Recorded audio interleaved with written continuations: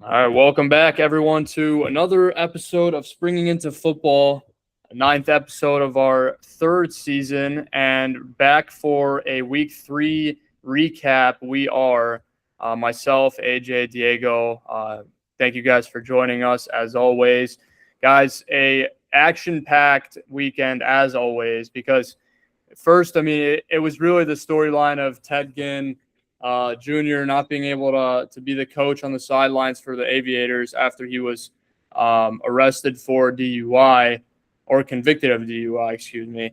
And then we heard Todd Haley, former Tampa Bay Bandits head coach, and he's been in a lot of other places as well, had to assume head coach duties on Sunday for the Aviators. So, a lot happened. We saw some great games.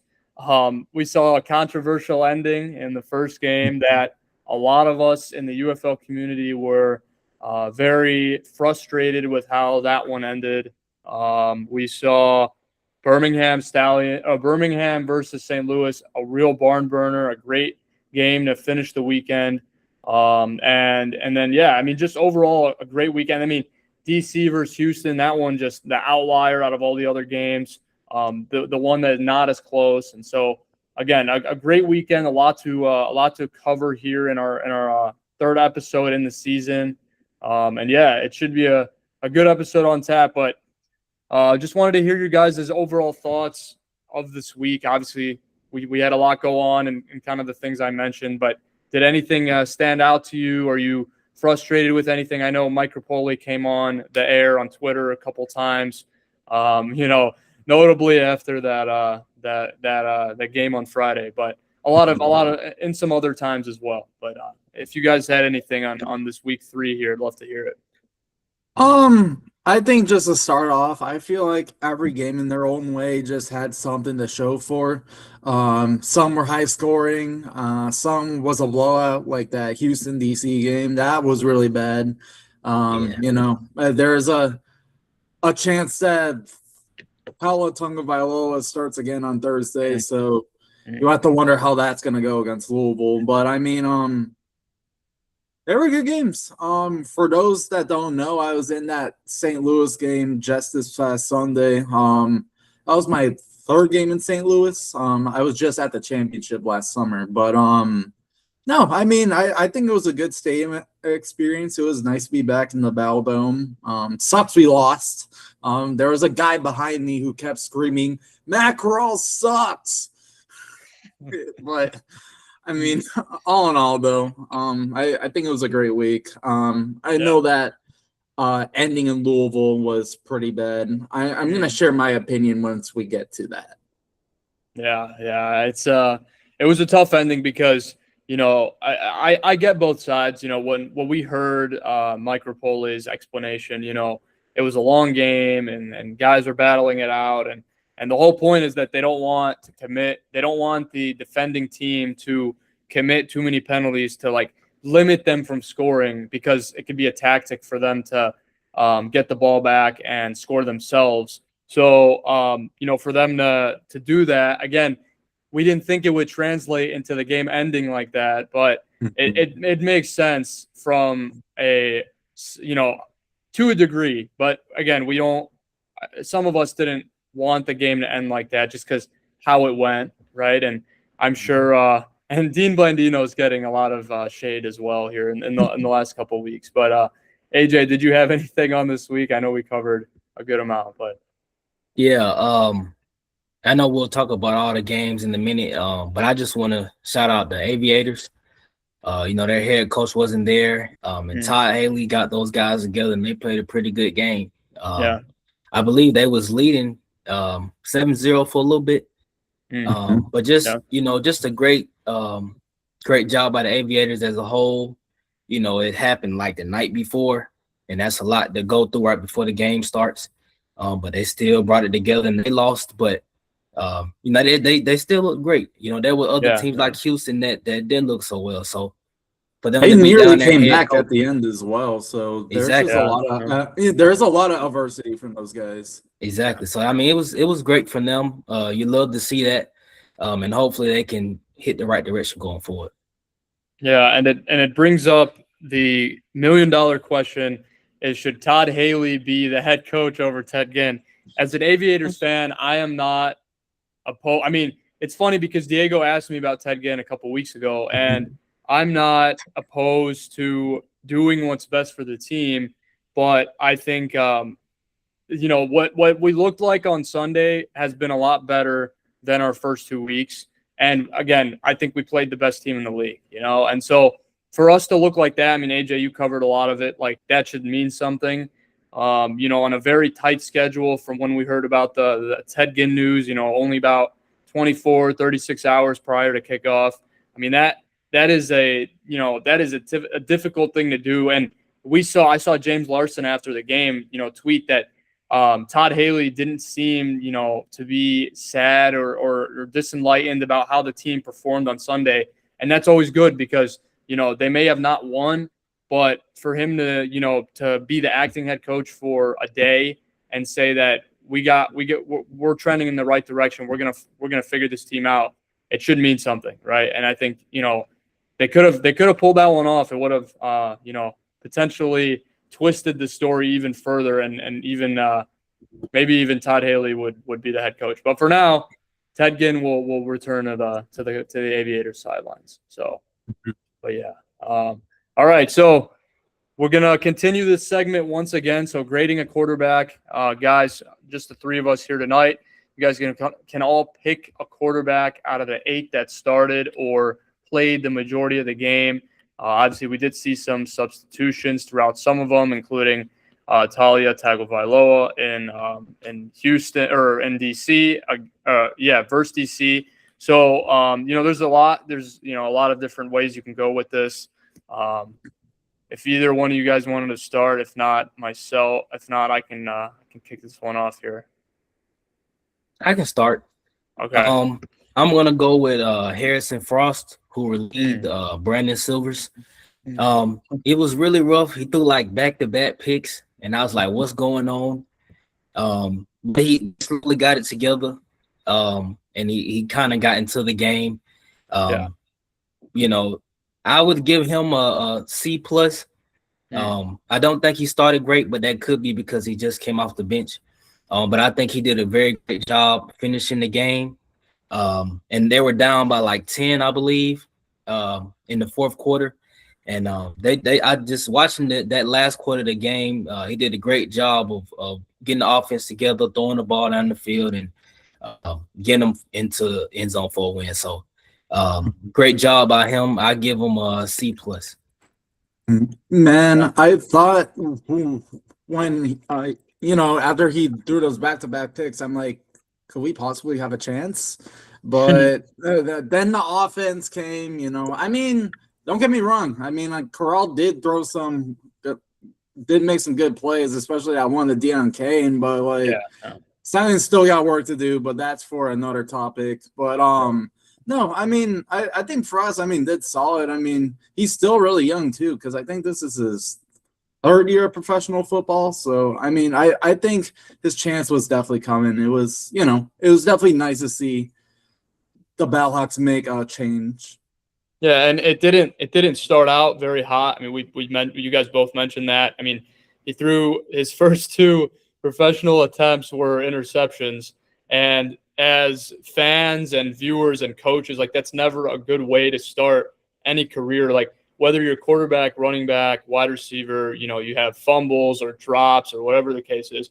But for him to be resilient and find a way out of that and deliver big plays down the field, I think that should go to show that he's the starter for now, right? Obviously, keep a leash on him, like very. Obviously he's still young, like you said, Diego. So that could definitely be a factor. But you still want to see him, progress throughout this young season because we're only heading into week 4, and so it should be good to see him hopefully continue what he was doing on Sunday. But again, we'll have to see if a full week will present the same challenges and vice versa, and the same strengths and things that he really did well. So so for the quarterback, So Diego, you want to get into one here because I forgot. We were Yeah, still no, mentioning first. Yeah, go ahead. yeah, it's all good. I wanna look at Jordan Tamu, the quarterback for the DC Defenders. You know, there I feel like the most of that game was a lot geared towards the run game with Deion Jackson. It looked very fluid, but with Jordan Tamu, he still made some really good plays. I know there were a couple where he decided to scramble and just looked incredibly comfortable. I mean, Houston's defense certainly isn't the best at times, but I mean, you know, Jordan Tamu's been in spring football for a long time now, and I think just his play alone, you know, he doesn't even have to do a lot anymore. And he can still be considered the best. But if I had to give him a rating, I'd say I'd probably give him a B minus only because he did have one interception during the game. But other than that, no, I think he looked great. You know, it's funny. I talked to you about this. Wait, I hear like kind of an echo. Okay, we're good. I talked to you about this, that Bryant, he picked the Gamblers, you know, out of all of us, our feature last week. And that's like his reasoning was that Teamu was gonna throw interceptions, which, you know, historically I can potentially see the justification, the reasoning to, you know, kind of like boost that. But at the same time, it's not like DC really excels in every other aspect of the game when you put them up against Houston. So even if Teamu threw 2 or 3 more picks than what he threw on Saturday, I still would think that DC would come away with that game. If we just took Saturday's game, you know, 45-7, right? Probably would have little to no difference. 45-21 could potentially be, you know, a score line that could happen if Teamu threw more picks or if the team in general had more turnovers. So it was a shock to me that he picked the Gamblers. I was talking to you about that, Diego. Like, I just didn't really see the reasoning behind that. But again, we respect all of the picks because everybody has reasons, and we require everyone to provide their reasoning and to try to justify why they choose some of these teams to win. So I don't mind the pick by Bryant, but you know, sometimes it's got to be more than one thing, because that one thing is, you know, against a team like Houston, like where they're at right now, I'm not sure how much of a downturn it really has. So all right, so for the quarterback, I'm gonna choose Jalen McClendon of the Aviators. I think I chose him either last week or 2 weeks ago, but nonetheless, Jalen McClendon, pretty good game. I would say, you know, it was kind of tough. You know, Todd Haley, like we mentioned, you know, being on a tight schedule with really the entire team, not just the quarterback. It's kind of subjective. I'd probably give him like, you know, maybe a C plus. I think he made good reads at times against a Renegades defense that has looked decently well. And so again, I don't think I'm not gonna give him like a bad grade by any means. I think C plus is passable. I think it's fine. I thought he delivered when he had to, when he could, when he was when the offensive line would hold up, when the receivers were separating. And so, yeah, I don't think C plus is a harsh grade at all. I thought, you know, with Todd Haley as the acting head coach, I thought he delivered some strong moments. And so, yeah, I mean, I don't think they have a reason to pull him. You know, I think we saw Jalen Morton in for a couple snaps, just being part of the offense and what they like to run. But no, I don't think it should warrant them sitting or benching Jalen McClendon. So, you know, we'll have to see here. But Ted Ginn going back to the sidelines. I mean, if it's glaringly worse than Sunday, I think you have to at least think about Ted Ginn, right? I know this is another topic, but you have to at least have that on the top of your mind, because, you know, the team played fairly well against a very well matched, a very well rounded, you know, Renegades team. So if it looks a lot worse than Sunday, I'm not saying I'm not putting that into writing or anything, but you have to at least be thinking about it, right? I mean, I know it's early. I know we're approaching the halfway mark, but at some point, the team may be better with Todd Haley as head coach. That's my opinion. So I know I had a lot of people agree with me on that. I'm not alone. So I don't want anybody to think that is a standalone opinion, because it's not. I mean, a lot of the UFL community also agrees with that. So, all right. So the thoughts on the Storms versus the Kings. The Storm versus the Kings, excuse me. So we had a wild game, went to overtime, 27-27. And, all of us in our minds, both these teams were going to end on an ordinary 2-point conversion. Somebody's going to score it in the end zone. And out of nowhere, we get a penalty that was a holding on the field. And Louisville had committed a defensive on Louisville. So Louisville had committed a defensive penalty earlier on in the first series. And that's why fans were even more, upset, because the rule is that if there's 2 defensive penalties committed in the entire overtime period, then that ends the game. But what the rule should be, at least in my opinion, and I'm sure you guys can also agree, it should be in the same set. So out of the three attempts that the team has, if they commit 2 out of 3 penalties in that same period, in that same set out of 3, then that should end the game. I think, right? I think that should end the game, because that's a little too much. But 2 in the entire period, when you've played, between the teams, that's 12 total series, right? Yeah. That's 12 total attempts, and you get to like the final one or the 4th total one, right? It shouldn't end because they had a penalty back at them in the first time, right? So there was a little bit of confusion, but nonetheless, Orlando wins. Anthony Beck just not aware of the rules. Nobody was. The players weren't. It was such a shock when Dean Blandino said that on the TV. I was beside myself. I was so upset that I literally shut off the TV after that, just because of how stupid it was. And then adding on to that, I think I saw something on Twitter that a lot of the Kings fans at the game were actually throwing stuff on the field because of just how upset they were.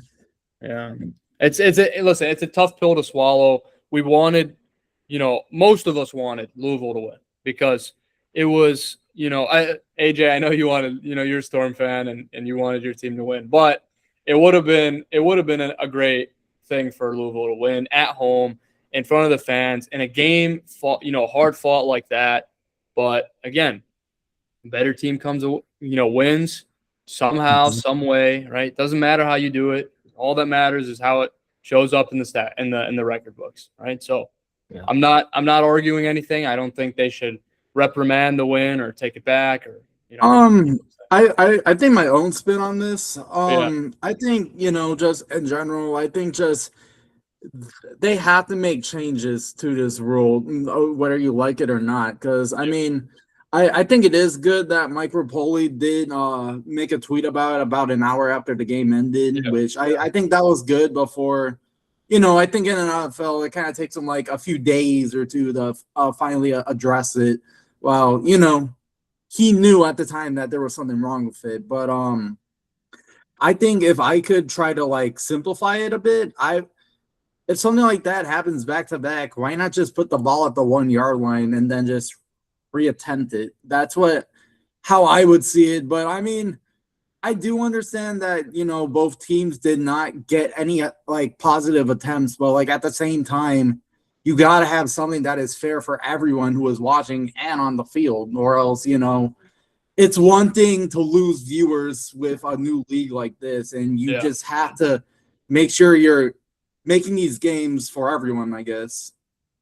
Yeah, and yeah, like you said, it's something that no one thought was going to happen, right? No one thinks in their mind that this game is just going to come to an end, a sudden end, because so-and-so, a player A committed a penalty, right? It's just, it doesn't cross the mind of any football consumer, sport consumer, whatever the case is, right? You just want a football play to have materialized when the game was all said and done. and unfortunately, we didn't get that. AJ, did you have an opinion on it? I know your team won, so I mean, but listen, you can, yeah. Yeah. I mean, yeah, I wanted the Storm to win. But I mean, you just hate to see the game in that way. I mean, I was confused, even though we won. You just want it to end on the field. And my concern is does this rule carry over into the playoffs? Because you would hate to see we in the championship game and somebody win because they had 2 defensive penalties. That's an awful way to end the season. And a lot of backlash and a lot of fans upset and a lot of players, because at the end of the day, you got to let it play on the field. I like what Diego said about putting it on the one. Just put the ball on the one and let them try again. But I don't think that – I think they can't change it this season because it's already in effect. But I think that's definitely a rule they got to review going into next season, because you can't have – it's a regular season game, but it still means – but especially in the playoffs, you can't have the game be won because somebody had a defensive penalty. So I think that's something they got to look at in the offseason. Well, and not to mention how we got news of a new market, recently, right? Why wouldn't we fix the rule that potentially could upset a lot of people and has a little controversy surrounding it? Why don't we fix that first and then worry about adding a new team, right? Listen, everybody has their own process. I know we were all excited. AJ, we missed you on last week's episode. OKC being added as a new market should be a good time, but still a far way out. And so I think we have to focus on a couple things now. Mike Rapoli and the ownership has to key in on a couple things now to really nail the league and before it sees more teams and that sort of thing. So, but yeah. All right. So we'll move on to Ted Ginn returning after the DUI charge. We kind of briefly mentioned this already, but yeah, essentially arrested Saturday night, or that we got news Saturday night. And all of our minds were Aviators were playing a game on Sunday, right, as the first game of the doubleheader on ABC, right? And so what happened was, he had a DUI. He came out with a personal statement. Russ Brandon, the UFL, I believe the VP, came out with a statement and said that we're aware of the situation and all of those things. So we're glad. I mean, listen, as an Aviators fan, I'm glad he's back as a coach, right? I'm glad he's safe. I'm glad he's, back to football activities.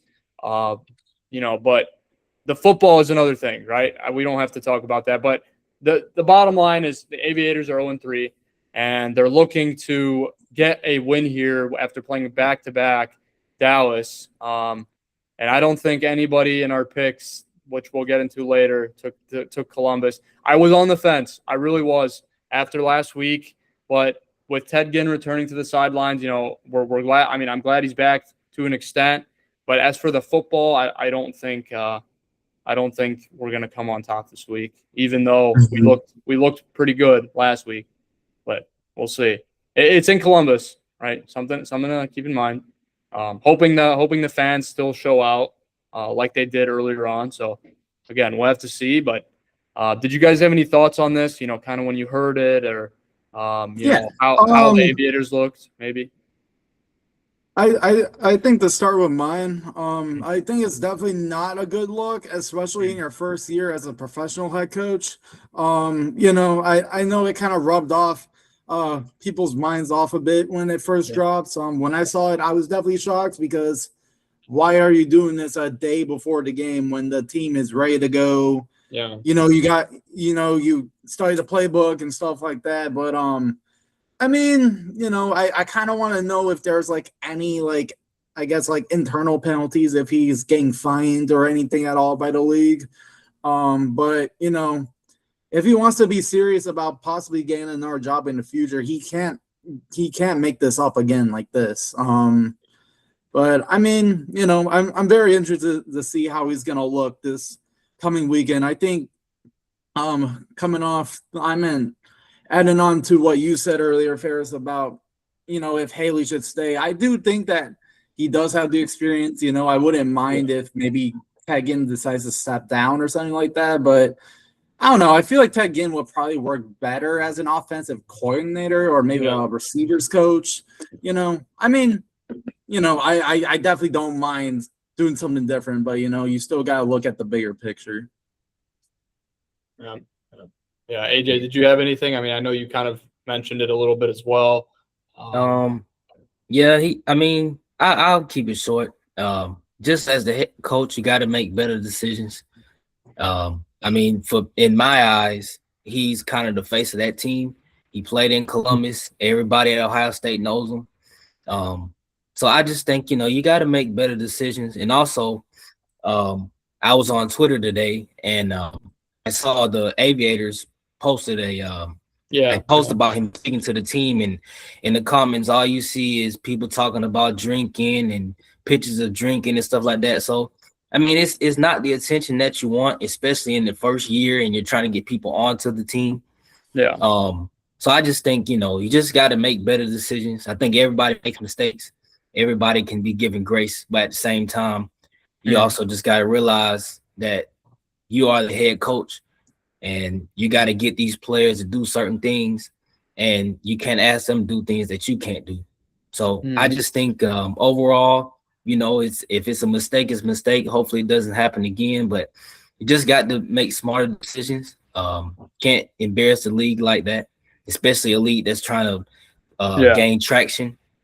Yep. So, just like other than that, I just hope he makes great decisions going forward, and I hope the Aviators can turn the chapter and move forward. Yeah, and it's also notable because a lot of the major football, pages, not just the UFL, we have Football Forever, we have JPA football, we have DFA football. A lot of those more mainstream NFL football pages started to post on it as well. And when you look at the UFL and where their fans come from, a lot of the fans come from the NFL, right? So when you see Ted Ginn getting into trouble like that, they're going to cover him because he's a former NFL player, right? And I'm not saying they wouldn't if it was a different coach or different player, but I'm just saying that, if your other channels are posting about it, and so they're trying to get new fans, and they're trying to, they're not trying to hate on the league. They're just trying to do their job, and they're just trying to report on it. But you're going in front of all those new faces that could potentially be fans and spectators. So that's something to mention. That's very important, right? I'm sure all of that was being thought of in the head of the ownership group, and so I'm hoping that we'll have a better stretch. I'm sure. I wouldn't be opposed to, Todd Haley handling more of the coaching side of things. Like that, obviously we know a head coach is more involved with a lot of things. Like, listen, the offensive coordinating didn't look that bad either. Bob Saunders did a great job. Formerly worked with Todd Haley in Tampa Bay back in the USFL. So, again, just some things to think about if you're the Aviators. I'm not saying you fire Ted Ginn at this exact moment, but there's definitely some coaching changes, other places that could potentially be of interest or be of thought. So, but yeah, all right. So James Robinson returning to Louisville. This is an interesting one because we saw him get cut in the preseason, which I think we mentioned in our preseason episode. But now being brought back. Definitely makes it a lot more interesting. We saw him in the NFL not too long ago. Ian Wheeler moved to IR. Didn't think he looked too bad. Thought he had a couple good runs this past weekend. And then, Diego, the final part of that question, are they unhappy, with Benny Snell? And yeah, what do you guys think about this? James Robinson, they probably left him on their contact sheet however possible, and now he's back with the team. So, and guess what? They fired their O-line coach not too long ago, right? They're trying to make changes and go in the right direction with the run game. They've already made a lot of changes, like just addressing that. So hopefully it works. I'm not saying it will. Louisville's run game, just offensive line wise, just hasn't looked very good. whether that's the old coach, the new coach, the team in the last 2 weeks, right? Just hasn't looked like some other teams. That's how I'll phrase it. But with James Robinson potentially here now, we'll see if he can kind of break the poor trend to start so far. I mean, did you guys have anything to say about this? I think to start off, I do think that Louisville's run game has definitely struggled in these first 2 weeks. Yeah. I do think that Benny Snell and Wheeler have had some good runs here and there, but if anything, they're only like occasional flashes. You have to try to build something consistent, and it's just not really something that's been working in these first 3 weeks, which is why they're still winless. But I do think it was a very good idea to bring back Robinson. I mean, I'm sure he has a general idea of what like the offense is like and what he is expected to do. So I wouldn't be surprised if he ends up playing on Thursday. But I don't think Benny Snell should be cut, but I would not be surprised if he starts to get like less snaps or whatnot. But I think all in all, Chris Redmond just has to figure it out sooner or later. I agree. They real quick, I'll say I've watched their last 2 games. And when they get in the goal line, they can't, even from the one, they can't get in the end zone. I mean, it's tough to watch. Like they was first and goal, they got stopped right at the one, and they couldn't get in the end zone. And I mean, it's even affecting the games. Like they're losing games because of they're taking 3 instead of the 6. So I mean, I definitely think they gotta figure out the running game somehow. They tried to work on the offensive line. So yeah, I agree. They gotta work on it. I don't think Benny Snell's been terrible, but I haven't seen him have too many breakout games. It's occasional. He'll have a big run and then they can't run the ball anymore. So Wheeler was doing pretty good himself, but I think they got to get something going with either the O-line or the running back room or both. But they gotta start scoring in the red zone if they want to start winning. Oh, I agree. I definitely noticed this week that Jason Bean, I feel like he's always started slow in a lot of these games, but like in that second half, he really starts to heat up. He had some really good deep balls. I think one of them was to Isaiah Winstead, who is now back. I definitely don't. I originally thought that he should have been benched, but I think after the way he played against the Storm, I think he shouldn't at all. But as you guys said, they have to get something going. Yeah, I mean, like you said, they've really turned it around in the passing game, right? But now it's really just being able to hold, really everybody doing their job, whether that's the running backs, the offensive line, the coaches. They have to find a way. We saw in the overtime period, they didn't run the ball. I mean, it's plain and simple, right? We saw Orlando run the ball a couple times, but for Louisville, I mean, they really just wanted to pass, and it goes to show they can't really score. They're not really confident in their run game or abilities to have them win the game, for example, right? So it's an interesting thing to kind of wrap your head around. We'll see if it will improve this week against Houston here in 2 days, but Houston's run defense, from what I've seen, I mean, they just gave up a big game to the DC backfield, and again, it's we'll have to see. It should be a good test for that offensive line, and I mean, again, we'll just have to kind of wait and see how it goes. But so all right, so Diego, 3 weeks in, I saw you put this one in. Pretty interesting topic to think about. So rookie coaches versus experienced coaches. So we obviously know the coaching of this league, in lack of better words, is new for a lot of the coaches, right? It's not guys with a lot of experience, right? It's not guys like Todd Haley, right? There's a reason why he wasn't brought in as a head coach. Obviously, was the acting head coach for a game, and barring anything else happens, won't be the head coach for this season. But there's a reason. I mean, a lot of these coaches are new, but out of these first 4 weeks, out of these first 3 weeks, excuse me, what have you guys seen? The differences between the rookie head coaches and the experienced head coaches. Obviously, we saw Ricky Prohl and AJ McCarron, both new head coaches, at least, relatively, and really their first go at it on Sunday. A back and forth game. Not a lot of, defensive stops or anything like that. I mean, there were in the beginning, but really it just started to take off in the second half. But if you guys have anything on that, I'd love to hear it, because it's an interesting theory. You should hire the guys with the most experience. You should hire the guys that have been around the block. But we have a good mixture. But yeah, some of them are, winning more than others. Anthony Becht and Rick Neuheisel. Rick Neuheisel has spring football experience to an extent, right? With some of those older leagues and some of those older forms of the leagues. Anthony Becht has probably the most experience, and both of those teams are undefeated. So what do you guys think? Does it kind of really matter? Does it, do you guys prefer one over the other? Do you think if you had a different head coach on your team at this moment that you'd be doing better? Is it really coming down to the players, or is it solely the coaching? What do we think?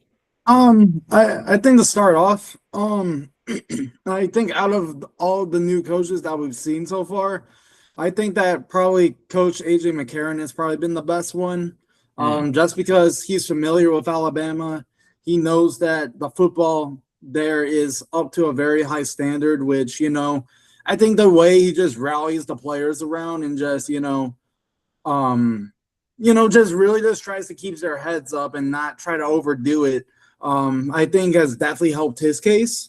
Of course, they're still going to have questionable moments here and there, especially in that season opener against Louisville. But I think he's definitely not the worst. But I think when you look at guys like Chris Redmond and Peg Ginn, you have to wonder, where are they going to go from here? How is the rest of this season going to play out? Just because they just haven't really been able to get anything established as much. And then I'm going to go ahead and share my screen. State of the Stallions recently put out a statistics about just the combined record. So let me pull that up. Okay, here we go. All right. There you go. You guys can see it, right? Yep. Mm-hmm. All right. So some stats in these first 3 weeks, the combined record with UFL teams with more experienced head coaches like Neuheisel, they're 9-3. And then when you're playing against rookie coaches, it's 7-1, just with all the games combined, since there's 4 played per week. And like he said, we'll see if this continues, and just how is this going to factor into the playoffs and the championship when NFL teams start looking and maybe want to add one of these guys to their staff. What do you guys think? Yeah, go ahead. Yeah. I mean, I think it's just all about situational. I think these experienced guys have been there before. They know what to do before the half, at the end of halves, in certain situations. I think for the first time guys, it's just all about reps. Kind of like the players on the field, it's about reps. The more you get in situations, the more you coach, you'll figure out what works, what doesn't. But I do think AJ McCarron is doing pretty good. I've watched him for a long time. Back when he was away at Alabama playing. And he's always had that mentality. He always can bring a group of guys together. So I also think he is him and Rich Neuheisel. I think they're both great. But I would also say McCarron could be a little biased. But I just think he does a great job of bringing people together, even when they're in situations and it's tough situations. He brings them together. He calms them down, and they go out there and perform. So I agree. I think AJ McCarron is doing great. I think for Ted Ginn, I wouldn't say he's doing bad. I just think he has to get more reps. From what I believe, I don't think he's coached professional before this. So it just takes a little time. But I just think like the stat says, I would definitely believe that. But I'm interested to see if it shifts at all going towards the end of the season after they get some games under their belt. Yeah, it's definitely an interesting stat. I'm I'm sure, Diego, after you saw it, you wanted to, make sure that we talked about it this week because, yeah, I mean, it is important. It's a lesson for everyone. We talk about it so much in the Pro Football Newsroom and our UFL group chat that there is a lot that goes into experience, and people really highly think of experience as opposed to someone with little to no experience, right? So, yeah, it should be interesting to see if that trend continues. And, yeah, like AJ said, we might see a little shift here after some guys get some games under their belt. So, yeah, so last topic here before we get into our predictions. So St. Louis and Dallas with major attendance drops. And then Birmingham finally hosts their first game of the year. Will Gucci Mane, the expected halftime performance. Yes, sir. Yeah, Diego, we'll have to get confirmation. We'll have to get I'm not. I know it's pretty early in the week, but right now, fans, looking to buy their tickets. You guys had about 3 weeks to purchase your tickets, which is a lot of time. So hopefully Protective Stadium is booming. But did you guys have anything here? Obviously, St. Louis and Dallas. St. Louis did not bring a major crowd, and Diego, that was an unfortunate thing for you because you were in attendance, and I'm sure even though you were an away fan, you still wanted to see a more raucous environment, at least to an extent, like a more, from the TV angle, from the TV perspective, it didn't look as pleasing as usually what a St. Louis crowd looks like, right? So yeah, yeah. I definitely agree. Even before I went to the game, when I was looking on the map on Ticketmaster, there was still a lot of blue, especially in the lower deck. And I knew as I was going to the game that it probably wasn't going to look that great. I had hoped as the day got closer to the game that sales would start to go up, but I definitely saw some pockets of empty seats in the stadium, but they were more on the away side. From what I saw on the home side, it was pretty packed. And then I was sitting in the north end zone, and kind of in like those back sections, which even in my section I thought was decently packed. But that's one thing. And then I want to get into the Dallas Renegades really quick. They have just had 3 home games back to back, with one of them just played on a Tuesday. But it is concerning to see that that this game on Sunday drew a lot less than the Tuesday game did. I think it was like 600 less people, which that almost brought it down to 4,000, which is it's not a good look. But I did hear that it was raining for like that first quarter, I think. But I've said this before, but I think the league just needs to eliminate these 11 a.m. starts. There's no reason to have it. I mean, I think it's fine to have noon starts, but I think, in my opinion, you have to prioritize having like 2 p.m. starts or like maybe like any primetime games. But if you have to have an early one, just do it at noon. Yeah, and something that is also similar to that is that we don't have a game on Sunday this weekend. I'm not really sure what the thought process for that was. I actually happen to enjoy Sunday games. I don't know if you guys are the same. I like kind of ending my week off with 1 or 2 games to potentially watch. But again, I'm not. Yeah, like you were saying, I think it's going to be a slow grind for some of those newer markets. But at the same time, you can do your part, on the UFL end and eliminate some of those earlier starts and potentially shoot for a later kickoff. So again, I mean, not something we can control. We're just fans. We're just voicing our opinions. But I think, yeah, definitely moving away from those earlier starts can definitely be beneficial. It has historically been beneficial when we played later games in terms of fans, attendance, TV ratings, all those good things. So, yeah, I definitely I look forward to hopefully them potentially coming through with that change. So, AJ, did you have anything on the attendance really just overall? Yeah. I just think for Dallas, I don't know. They gotta find a way to get more fans there. Maybe Yeah. it's just the location, and fans just aren't interested in Dallas because they got so many pro teams.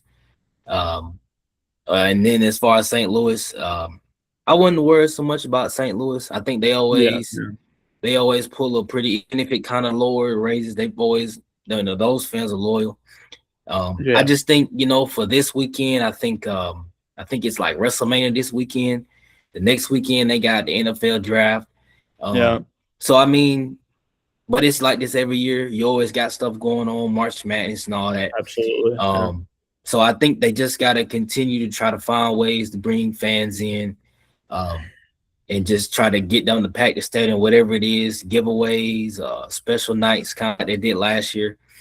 Whatever they can do, I think they just got to continue to do it, continue to get fans in the stadium, because I think once you get a handful of fans, they love the game, they bring more people with them, and then eventually they get more fans in the stadium. So I think you can never, there's always going to be other people doing stuff at the same time, but I just think they got to continue to try to get fans in there, whatever it is they got to do.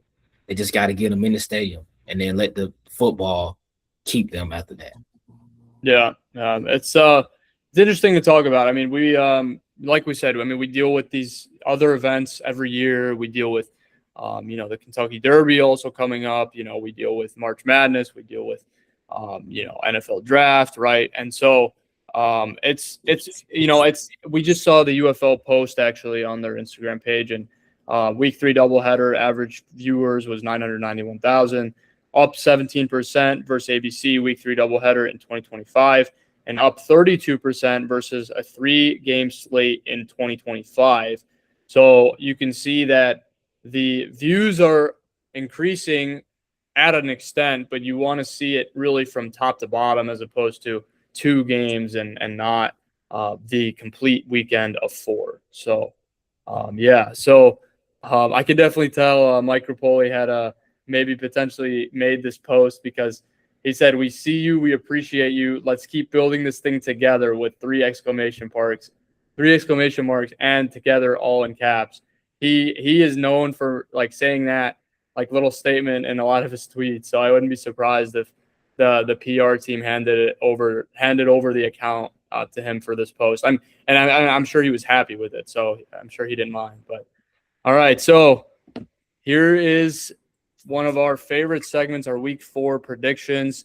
I'm going to go ahead and show it on the screen. Only being 2 days out, I wanted to kind of give a visual representation to everyone from home. And so it should be a good game. I mean, we should have good games throughout the weekend. Here, one second. Let me just share it for you guys. All right, so there we go. Wait, there you go. All right, so after 2 weeks in, Diego leading the pack at 9-3. Myself and AJ remain deadlocked at 7-5 for now 2 weeks in a row where we've been, I think, we've been tied the entire season so far. And then Raf slowly coming back, 5-7, wasn't able to join us today. We will keep pushing for him to join us on these weekly episodes. But guys, after 3 weeks, it's been interesting. This is probably the week where we have the most sweeps. We have 3, with the exception of Diego choosing his team against Orlando, which obviously don't think that's a bad pick at all, right? Everybody's entitled to their own opinion. But an interesting week 4 we have on tap. Did any of you guys want to start here? Kind of what we have. If you guys want, I can shift from this screen to our games. I mean, I'm sure you guys remember your picks. If that could also be helpful. Here, we can do that real quick here. So stop sharing that, and we can go over here, do it for the week 4 slate. So just so you guys kind of get the times, better idea. Let me scroll down a little bit so you guys can see it a little bit better. All right, there we go. So Yeah, what do you guys think? So obviously we know our picks, and it should be a good weekend. We don't have a game on Sunday, Thursday, Friday, Saturday. I always like that Friday night game. I think they really hit home when they have those. Louisville has seen 2 of them so far. Columbus now to see one here in week 4. And yeah, I also figured out my Fox Sports on my Xbox recently because the old Fox Sports app on the Xbox would not load. But now I installed Fox One, as you see here in the TV guide, and Fox One works fine. So I don't have any issues with Fox television broadcasts anymore. So that's something that I'm fine. I look forward to. All right, so if anyone wants to start here with their week 4 picks, go right ahead. We have we'll see if Diego leads after the 4th week, but should be a good week nonetheless. If you guys, I can start if you. I'll go. Yeah, you Okay. can go ahead. So Louisville and Houston, I'm gonna go with Louisville. I think despite their run game, they are doing pretty good in the passing game. And Houston has just looked rough. And they're gonna probably play the exact same team. But I think Louisville finally gets their first win this year. Next game, Dallas and Columbus.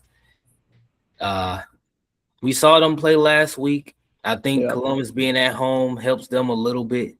But I'm still gonna go with Dallas. Yeah. I haven't had a game that I can feel like I can pick against Dallas yet, other than that first week. But they're playing great. They start off a little slow, but they're still playing great.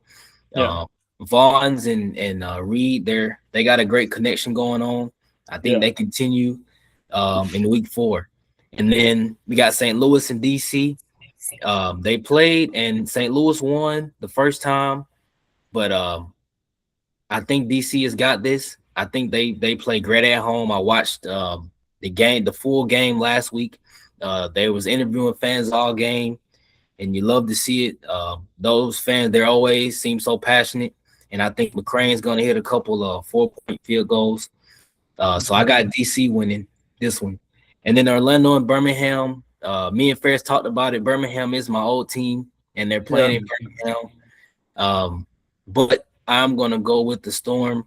I just think Matt Corral has played inconsistent the last couple of weeks, and I think Orlando is the team you can't play inconsistent with.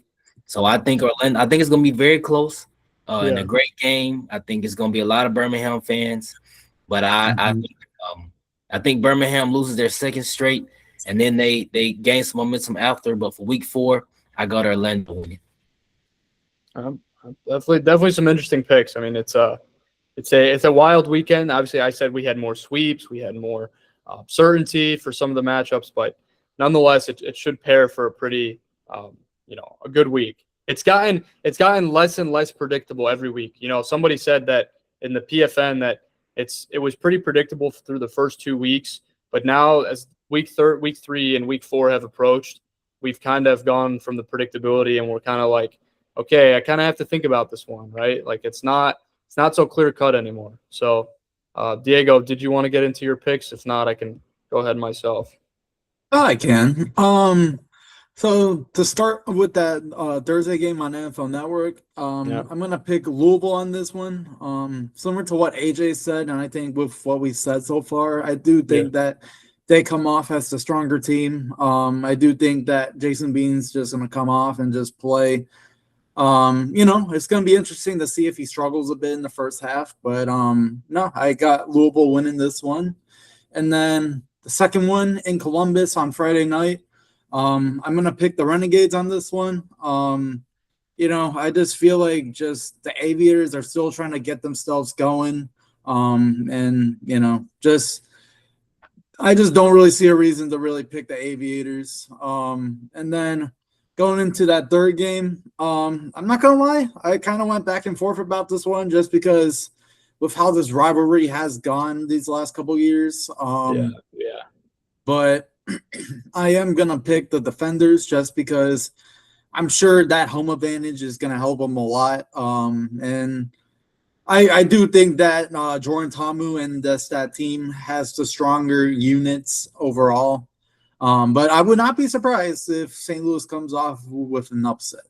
And then going into that last game, this is where things get interesting. I am the lone pick in Birmingham. I don't know what it is. I just believe in my team. Yeah. We've had to play 3 games in a row on the road, which that's hard for anyone. But I think just being in front of the fans, and probably in what will be our biggest crowd ever. I wouldn't be surprised if we use that momentum to just help get things going. But I am interested to see if we could possibly see any quarterback changes. Maybe we put Michael Hires in or something. How will Matt Corral play is what I really want to see. But I mean, the Storm is going to be really tough with Anthony Beck, of course. So, this game could go either way. Another. I mean, listen, we don't judge with any picks made on this channel, right? Roth has had some very out there picks, and he happened to go the way of myself and AJ this week. But at the same time, we've seen upsets before. Expect for the records this week to kind of stay where they're at, just because we don't have much diversity in the picks, which is fine. Because sometimes, I don't think these games are predictable by any means, but at the same time, it's it's kind of like, you can just kind of put it together in your head and construct it and say, okay, I have that team coming on top. It has to stop at a certain point. It's not to be complicated. It's just that everybody has a different opinion. But for my week 4 picks, okay, so I have the Louisville taking on Houston on the Thursday night games. That should be a good one. I'm hoping I'll be able to catch that because I have to work something at 5 p.m. Central Time. So hopefully I'll be back to catch the remainder of that one. But Louisville at Houston, I have Louisville winning. I think, like AJ said, I think they're gonna come away with their first win. I think they're the better team. I think Chris Redmond has had some questionable decisions, but at the same time, I don't think I think they've had a good moments. I think the receiving room is very strong. We thought the run game was going to be really good. I'm hoping they show some run game flashes this week because it would really benefit them and going forward. But nonetheless, I have Louisville maybe winning by a touchdown. It should be a lower scoring game, I think. Maybe about 20 to 14 is probably what I'd say. Nothing crazy like some of the score lines we saw last week, but Louisville coming away with that one. So for the next game, Dallas at Columbus. Again, I said I was back and forth on this one for a little while. A back-to-back game can sometimes, mean that the team more motivated to split. But at the same time, I just think Dallas is the better team overall. And my opinions about Ted Ginn returning to the sidelines also doesn't really help because, a lot of us, including myself, thought that Todd Haley had them look their best. And so I don't think they're going to look as good. But again, still a winnable game by all means if they're able to get up to that same speed. Again, Todd Haley's still on the staff in some capacity, but it's not gonna look the same. But ultimately, Dallas will win that game, in my opinion. And then for the third out of fourth game, St. Louis at DC. I have DC winning this one. Again, a little back and forth but at the same time, how DC played last week, having the home advantage this week again, I think they're going to look real good. I think they're going to come away with it. I think Teamu's going to hopefully permanently clean up those turnovers because they were an issue up until a certain point. But I think if he can stay consistent, is a word we use a lot around with quarterbacks, I think DC can cruise to victory. And then for the final game of the weekend, taking place at 4 p.m. Eastern on Saturday, the Storm going to Birmingham. this one is going to be close, but I do have the Storm winning. I thought they had the overall – again, performances don't necessarily matter when you look at 1 week versus another. All that matters is the performance that's going to take place in the current weekend. But, I still have the Storm winning. It's very close.